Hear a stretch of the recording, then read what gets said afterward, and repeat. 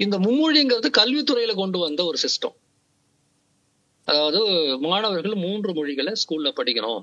English, Hindi, மாநில மொழி அப்படிங்கிறது கல்வித்துறையில கொண்டு வந்த ஒரு சிஸ்டம் தான். அது அதுக்கு ஒன்றும் பெரிய சாங்டிட்டி எல்லாம் ஒன்றும் கிடையாது.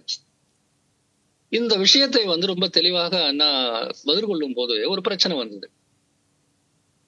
தமிழ், ஆங்கிலம் இது ரெண்டும் தான் தமிழ்நாட்டுல கல்வி மொழி அப்படின்னு அவர் ஒரு சிஸ்டத்தை கொண்டு வந்திருந்தாருன்னா அன்னைக்கே இதை உடைச்சிட்டு இருப்பாங்க. காரணம், தமிழ்நாட்டுல இருக்கக்கூடிய ஒரு மலையாளியோ, ஒரு தெலுங்கரோ, கன்னடரோ, ஒரு படுகரோ யாரோ ஒருத்தர் போட்டு ஒரு கேஸ் போட்டாங்கன்னா அந்த இருமொழி சட்டம் நிக்காது. ஏன்னா தாய்மொழி கல்விங்கிறத இந்திய ஆசிரியர் சாசன ரீதியாக அடிப்படைங்கிறதுனால தமிழ்நாட்டுல நான் உன்னை 2 மொழியில தான் சொல்லிக் கொடுப்பேன் அப்படின்னு சொன்னா அதை உடைச்சிருப்பாங்க.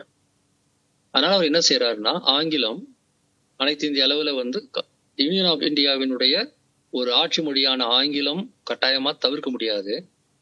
மற்றது தமிழ் மொழின்னு போடாம தாய்மொழின்னு முடிவெடுக்கிறாங்க. இன்னைக்கு வரையில பல தமிழ் தேசியவாதிகள் அதை புரிஞ்சுக்கிறதே கிடையாது. ஆங்கிலம் தமிழ் ரெண்டும் வேணும்னு முடிவு பண்ணா அப்போ 3வதா ஏன் மொழிக்கு ஒரு 3வது பிளேஸ் ஒண்ணு உருவாக்குன்னு சொல்லியிருப்போம். 3வதா இடம் கொடுத்தா ஒண்ணு, நீங்க அந்த இடத்துல தெலுங்கோ, கன்னடமோ, மலையாளமோ வந்திருக்கும். 3வது ஒன்று கொடுத்தாகணுன்ற கட்டாயம் வந்தாவே அது 3வது பல சமயங்கள்ல இந்தியா தான் மாறி இருக்கும். அதுவும் சேம் மும்மொழி கொள்கை தான். டெல்லியில இருக்கிற அதே மும்மொழி கொள்கை தான். அங்க இந்தி, இங்கிலீஷ், தமிழ் அப்படின்னு வந்தா இங்க இங்கிலீஷ், தமிழ், ஹிந்தின்னு வந்திருக்கும். அவ்வளவுதான். அதுக்கு செக் வைக்கிறதுக்காக என்ன செஞ்சா ரொம்ப புத்திசாலித்தனமா தாய்மொழியும் ஆங்கிலமும் கொண்டு வந்துட்டாங்க. இந்த விஷயத்தை டெல்லியில இருக்கிற அதிகாரிகளுக்கிட்ட நாங்க பேசுறோம். நான் தான் பேசினேன் அதை பத்தி. நீங்க நினைக்கிற மாதிரி தமிழ்நாட்டுல கல்வித்துறையில இருக்கிறது இங்கிலீஷ் அண்ட் தமிழ் கிடையாதுங்க. English and mother tongue. தமிழ்நாட்டுல சென்னையில சவுகார்பேட்டையில தமிழக அரசால் அச்சிடப்பட்ட இந்தி பாடல் நூல்களை கொண்டு தமிழ்நாட்டு கல்வித்துறை இருக்கிறது தெரியுமான்னு நான் கேட்டேன். ஏன்னா எனக்கு அப்பதான் சொன்னாங்க, அந்த தமிழ்நாட்டுல ஒரு 1500 பேர் ஹிந்தி டெக்ஸ்ட் புக்ல படிக்கிறாங்க. தமிழ்நாடு மாநில கல்வியில டெக்ஸ்ட் புக் ஹிந்தியில இருக்கு. எல்லையோரங்கள்ல கன்னடம் இருக்கிற மாதிரி, மலையாளம் இருக்கிற மாதிரி, உருது இருக்கிறதை போல சென்னையில இருக்கிற சவுகார்பேட்டையில இருக்கிற சேட்டுங்க படிக்கிறதுக்காக ஹிந்திலேயே டெக்ஸ்ட் புக் போட்டிருக்கிறாங்க. அதை கேட்ட உடனே அவங்க ஆடி போயிட்டாங்க. தமிழ்நாட்டுல ஆமா தமிழக அரசே இந்தியில டெக்ஸ்ட் புக் போட்டிருக்கு, இதை பாருங்க அப்படின்னு காட்டுறோம். அப்போ இந்த மதியூகம் இருக்கு பாருங்க, அதாவது பிரிவென்ட் பண்றது. இப்போ அவங்களால ஒன்னும் பண்ண முடியாது. தமிழ்நாட்டுல இந்தி எதிர் தான். இந்தியை நாங்க ஆட்சி மொழியா ஏத்துக்கல, நீங்க திணிச்சிங்களா ஏத்துக்க மாட்டோம். மாணவர்கள் படிக்கணும்னு சொன்னா படிக்கிறதுக்கு எந்த தடையும் கிடையாது. ஏன் தமிழக அரசு ஏதாவது செய்யணும்னா உங்க இந்தி தாய்மொழின்னு சொல்லி உனக்கு இந்தியில பாடம் கொடுக்குறேன். நான் இந்த தமிழ்நாட்டுக்கு மாணவர்கள் இந்தியில படிக்கணும்னு நீ சொல்லாது, அது எங்க விருப்பம். ஒருவேளை தமிழ்நாட்டுல இந்திக்காரங்க இருக்கிறாங்க, அவங்க படிக்கிறதுக்கு இந்தியில உங்களுக்கு மீடியம் கொடுப்பீங்கன்னா தாராளமா கொடுக்கலாம், ஒன்னும் பிரச்சனை இல்லை. இன்னைக்கு தமிழ் அரசு இங்க வேலை செய்ய வரக்கூடிய இந்திக்காரர்களுக்கு தமிழை இந்தி மொழி மூலமாக சொல்லிக் கொடுக்கறது தமிழ் வர்ச்சுவல் யூனிவர்சிட்டி கூட செய்யறாங்க. இந்த விஷயங்களை கேட்கும் போது அவங்களுக்கு ரொம்ப ஆச்சரியமா இருந்தது. உங்களுக்கே நிறைய பேருக்கு ஆச்சரியமா இருக்கும். இப்ப நான் சொல்றது, தமிழ்நாட்டினுடைய மொழிக் கொள்கை அவ்வளவு டெமோக்ராட்டிக் ஆனது. இதை எப்படி அவங்களால எதிர்க்க முடியும்? இங்க என்ன குறை காண முடியும்னு சொல்லுங்க அவங்களால. கடைசியில இது பொலிட்டிக்கல் டிசிஷன் அப்படின்னு சொல்லி விட்டுட்டாங்கன்னு வச்சுக்கோங்க. ஆக அவர் செய்த பல விஷயங்கள் அண்ணா முதல்வரான போது செஞ்ச பல விஷயங்கள் அடிப்படையில என்னன்னா, தமிழ்நாடு ஒரு தனிநாடா இல்லாம இருக்கலாம், ஆனால் ஒரு நாடாக இதை அவர் கற்பிதம் செய்து அதற்கு செய்யக்கூடிய அனைத்து பணிகளையும் அரசியல், பொருளாதாரம், பண்பாடு, மொழி, 2ஆம் உலக தமிழ் மாநாட்டின் போது அவர் உருவாக்கிய ஒரு மிக முக்கியமான பல விஷயங்கள் இன்னைக்கு கூட நிறைய பேருக்கு தெரியாது. 2ஆம் உலக தமிழ் மாநாட்டை ஒற்றி உருவாக்கிய அமைப்புகள், இப்படி எல்லா விஷயங்களிலுமே அவர் உயிரோடு இருந்த அந்த பிராக்டிகலா வேலை செய்து 1 வருஷம் கூட கிடையாது. மீதி எல்லாம் உடல்நிலை சரியில்லாம இருந்தாரு, அமெரிக்காவில ஹாஸ்பிட்டல் இருந்தாரு. சோ அந்த காலகட்டங்கள் அவர் போட்டு வச்ச அந்த பிளாட்ஃபார்ம், மொழி, தமிழ்நாட்டுக்கு பெயர் மாற்றம் உட்பட எல்லாத்தையும் சேர்த்து பாத்தீங்கன்னா அவர் ஒரு 15-20 வருஷமா என்ன மனசுல வச்சிருந்தாரோ அது ஒரு சிறு பகுதியை அவர் கொண்டு வந்தார்.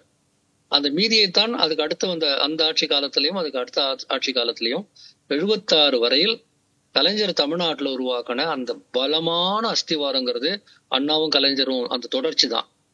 அந்த அஸ்திவாரம் தான் இன்னைக்கு எந்த காலத்திலும் ஒன்றிய அரசால் ஆதரிக்கப்படாத, எந்த காலத்திலும் வட இந்தியாவால் சமமாக கருதப்படாத, எப்பொழுதுமே நிதி கமிஷனால் ஏமாற்றப்படுகிற, எப்பொழுதுமே மாநிலங்களின் ஆட்சியை பறிகொடுத்து கொண்டிருக்கிற தமிழ்நாடு பொருளாதார வளர்ந்ததுக்கு காரணம். அதான் முரண்பாடு. வடக்கு வாழ்கிறது தெற்கு தேய்கிறதுங்கிறதுக்கும் நிதி கமிஷன்ல இன்னைக்கு நம்ம நிதி செயலாளர் உதயச்சந்திரன் போயிட்டு வந்து பேசுறதுக்கு இடையில உள்ள அந்த இத்தனை ஆண்டு கால வித்தியாசத்துடைய ரகசியம் வந்து அண்ணா போட்ட அந்த ஃப்ரேம் ஒர்க். ஒரு கட்சியை எப்படி உருவாக்குதுன்றதுக்கு அவர் தான் தமிழ்நாட்டுல ஃப்ரேம் ஒர்க். ஒரு ஆட்சிக்கான திட்டத்தை உருவாக்குறதுல அவர் தான் தமிழ்நாட்டுக்கான ஃப்ரேம் ஒர்க். இந்த ரெண்டும் உருவாக்கின தமிழ்நாடாக இன்னைக்கு இருக்கிறதுனாலதான் இந்தியாவில் வேறு ஒன்னா இருக்கு. சிலர் கேட்பாங்க, அது என்ன தமிழ்நாட்டுல மட்டும்தான் அப்படி இருக்கா, வேற ஸ்டேட்ல இல்லையா? அந்தந்த ஸ்டேட்ல அந்தந்த அரசியல் இயக்கம்பா. இதே வேலையை கேரளாவில வந்து கம்யூனிஸ்டுங்க பண்ணாங்க. அண்ணா இங்க பண்ண இதே வேலையை தான் இஎம்எஸ் நம்பூதிரிபாடு கேரளாவில பண்ணாரு. நான் அது போய் நான் கிளைம் பண்ண முடியுமா? அவங்க ஒரு வரலாறு. அங்கேயும் கம்யூனிஸ்டுகள் வந்து போராடணும்னு நினைச்சிருந்த ஒரே நேரத்துல இந்த குடியாட்சி முறையை ஏற்றுக்கொண்டு உள்ள இடம்பெறணும்னு முடிவு எடுத்தது இஎம்எஸ் தான். அவர் அந்த முடிவு எடுத்ததுனாலதான் இன்னைக்கு கேரளா வந்து இவ்வளவு பெரிய வளர்ச்சியை கண்டிருக்கிறது. இன்னைக்கு இந்தியாவில தமிழ்நாடும் கேரளாவும் தனித்து இருக்குதுன்னா இங்க பெரியார் அண்ணா காரணம், அங்க இஎம்எஸ் ஏகேஜி காரணம். வேற கருத்து மாறுபாடுலாம் இருக்கட்டும், அதை விட்டுருங்க. அந்தந்த ஸ்டேட்டை வந்து அவர்கள் வந்து எப்படி வந்து கனவு கண்டார்கள், அதுதான் கனவுன்னு நம்ம சொல்றோம். தங்களுக்கு முழுமையான உரிமை இல்ல, சுதந்திரம் இல்லைன்னு நினைக்கல. இந்தியாவில சோசியலிச புரட்சி நடந்தாதான் இதெல்லாம் செய்வேன்னு இஎம்எஸ் நினைக்கல. திராவிட நாடு அடைஞ்சாதான் நான் இதெல்லாம் செய்வேன்னு அண்ணா நினைக்கல. ரெண்டுத்தையும் பேரலா தான் பார்த்தாங்க. இதை நான் பிறகு நான் பார்க்கிறேன். இதை நான் கேட்டலோனியாவில பார்த்தேன், இதை நான் வந்து ஸ்காட்லாந்துல பாக்குறேன். உலகத்துல பல முன்னேறிய நாடுகள்ல இருக்கக்கூடிய தேசிய இனங்கள் ஒரு பக்கம் அவங்க சுதந்திரத்துக்கான தாகம் அவங்களுக்கு இருந்தாலும் கூட அந்தந்த ஆட்சி பரப்புல தங்களுடைய அரசியல், பண்பாட்டு, பொருளாதார அடித்தளத்தை விட்டு கொடுத்ததே கிடையாது. சில விஷயங்கள்லாம் கனவுகள் நடக்காம கூட போகலாம், வேற விஷயம். யாருமே விட்டு கொடுக்க மாட்டாங்க. அந்த விட்டு கொடுக்காத ஒரு அரசியலை வந்து தமிழ்நாட்டுல வந்து அண்ணா அன்னைக்கு செய்யாமல் போயிருந்தாருன்னா என்ன நடந்திருக்கும் கொஞ்சம் யோசிச்சு பாருங்க. திமுகன்னு ஒண்ணு உருவாகாம இருந்தா என்ன நடந்தது? காங்கிரஸ் இருந்திருக்கும். 60களுடைய இறுதியில காங்கிரஸ்ல இருந்து பிரிஞ்சு ஜனதா வந்திருக்கும். இன்னொரு பக்கம் தமிழ்நாட்டுல பாரதிய ஜனதா கட்சி வளர்ந்திருக்கும். கம்யூனிஸ்டுகளும் வளர்ந்திருப்பாங்க. அன்னைக்கு அவங்க தான் இருந்தாங்க. தமிழ்நாட்டுக்கு இந்தியாவின் வேறு எந்த மாநிலத்துக்கு இடையில எந்த வித்தியாசமும் இருக்காது. இன்னைக்கு கேரளாவோ கர்நாடகாவோ இருக்கிற மாதிரிதான் வந்திருக்கும். திமுக என்பது தமிழ்நாட்டில் மட்டும் விளைவை உருவாக்கல. 67ல திமுக ஆட்சியை உருவாக்கியதுதான் இந்தியா முழுக்க மாநில கட்சிகளை உருவாக்கணுங்கிற எண்ணத்தையே உருவாக்குச்சு. இது வரலாறு, படிச்சு பாருங்க. பிடிக்குதோ பிடிக்கலையோ எல்லா மாநிலங்களிலும் மாநில கட்சிகள் உருவாக்குனதுக்கான முன்னோடி திமுக தான்.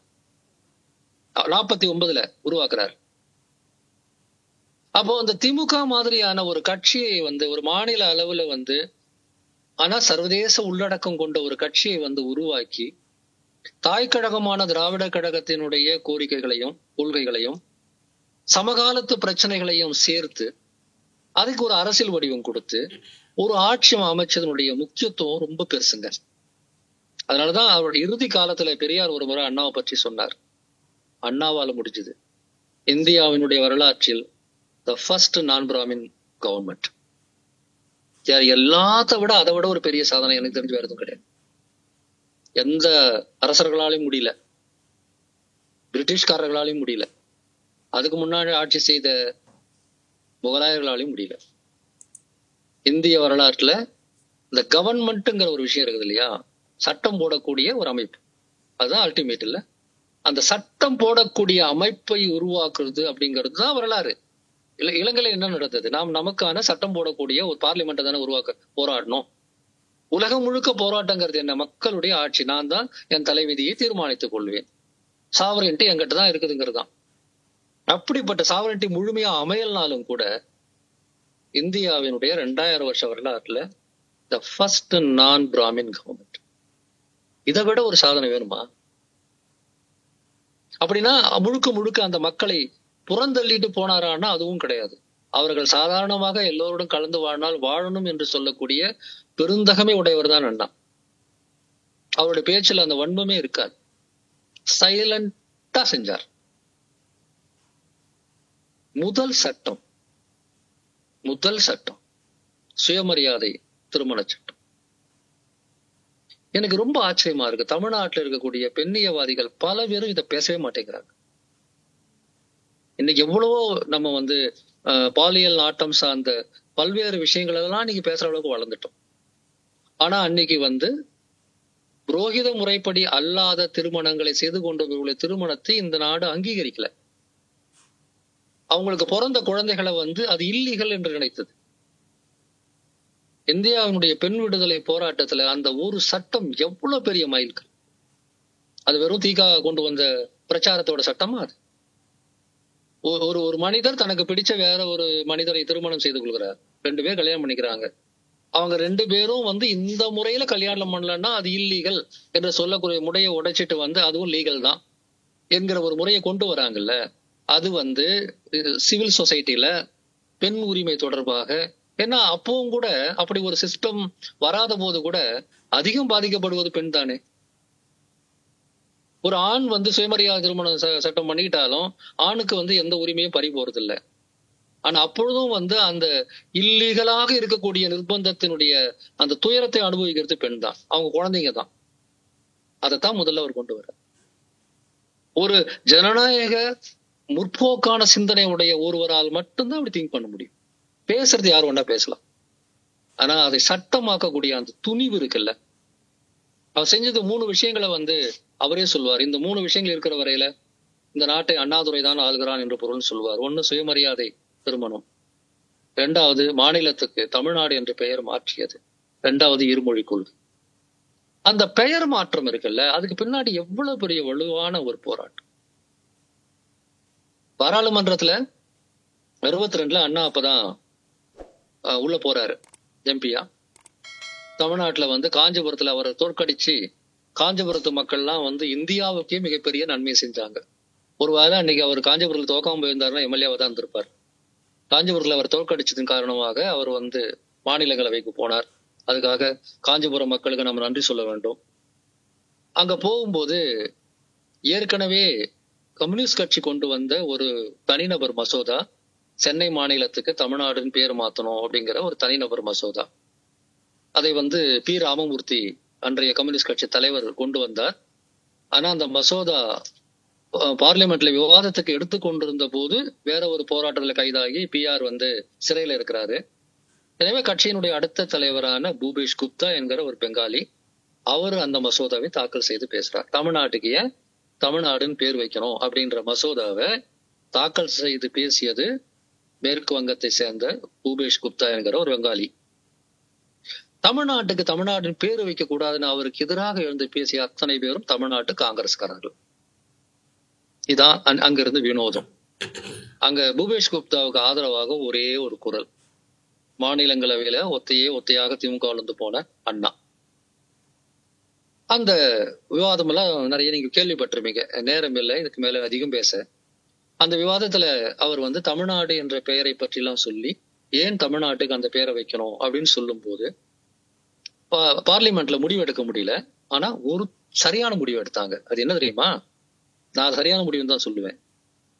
உங்கள் மாநிலத்துக்கு என்ன பேரு வைக்கணுங்கிறத உங்க மாநிலத்திலேயே நீங்க தீர்மானம் செய்து சட்டசபையில ஒரு ரெசல்யூஷன் பாஸ் பண்ணி கொடுங்க, பார்லிமெண்ட் அதை தீர்மானிக்க வேண்டாம், நீங்களே பண்ணிடுங்கன்னு சொல்லிட்டு இந்த தமிழ்நாடுன்னு பேர் வைக்கிறத தள்ளி போடுறதுக்காக ஒரு வேலை செஞ்சாங்க. ஆனா அதை நான் வரவேற்கிறேன்.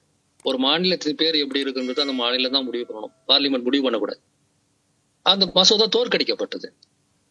அதே பீரியட்ல கொஞ்ச காலத்துல தமிழ்நாட்டுல காங்கிரஸ் ஆட்சி நடந்து கொண்டிருக்கிற நேரம், பக்தவச்சல ஆட்சியின் போதுதான் நினைக்கிறேன். அதுக்கு முன்னாடி காமராஜர் ஆட்சியோ பக்தவச்சல ஆட்சியோ ஞாபகம் இல்ல. அந்த நேரத்துல திமுக மறுபடியும் இந்த தமிழ்நாடு பேர் மாற்றத்துக்கு ஒரு தீர்மானத்தை கொண்டு போகணும்னு ஒரு முன்மொழிவு வைக்கிறாங்க.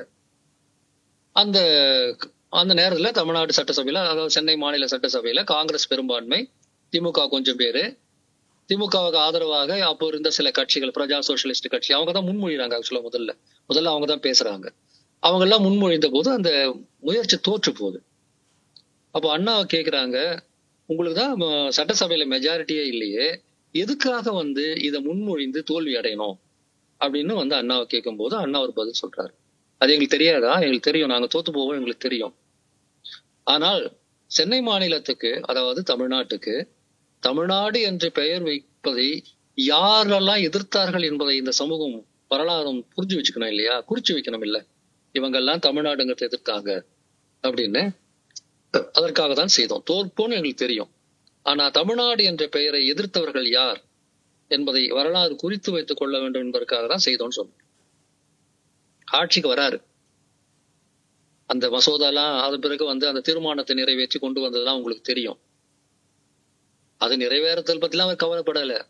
நேரா போயிட்டு சட்டமன்றத்துக்கு மேல இருந்த போர்டெல்லாம் சென்னை மாநிலங்கிறத எடுத்துட்டு தமிழ்நாடு, தமிழகம் அப்படிலாம் போடுறாரு. சத்தியமேவ ஜெயதேவ எடுத்துட்டு வாய்மையை வெல்லுன்னு போடுறாரு. எல்லாம் பண்ண ஆரம்பிச்சிட்டார். என்னவோ ஒரு தமிழ்நாட்டினுடைய பிரசிடென்டே ஆன அளவுக்கு அவர் வேலை செய்ய ஆரம்பிச்சிட்டார்.